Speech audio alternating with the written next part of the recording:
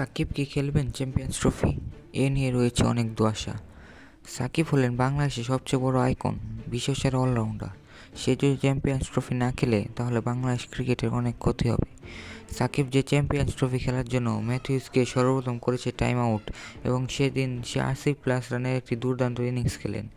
নানা কারণে সে খেলতে পারছেন না বিপিএল, যার কারণে অনেকটা অনিশ্চিত চ্যাম্পিয়ন্স ট্রফি খেলা। তাই বিসিবি সভাপতি ফারুক আহমেদ বলেছেন অন্য কথা। সাকিব এখনও অবসর নেননি। তিনি বলেন সাকিব মন্ত্রণালয়ের সাথে করছেন যোগাযোগ। যদি তার সব সমস্যার সমাধান হয় তাহলে তার খেলা নিয়ে কোনো অনিশ্চয়তা থাকবে না চ্যাম্পিয়ন্স ট্রফির মধ্যে। দেশের মানুষ সকলেই চায় সাকিব খেলুক চ্যাম্পিয়ন্স ট্রফি।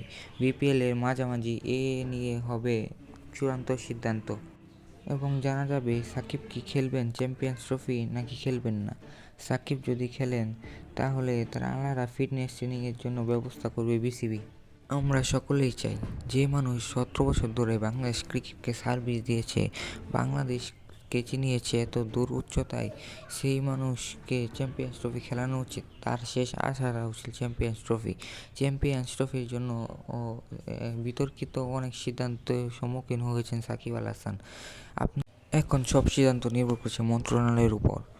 বাংলাদেশের মানুষ যদি চান সাকিব চ্যাম্পিয়ন্স ট্রফি খেলুক তাহলে মন্ত্রণালয়ের সিদ্ধান্তটা ইতিবাচক হবে। আপনাদের কি মতামত? সাকিব কি খেলুক চ্যাম্পিয়ন্স ট্রফি?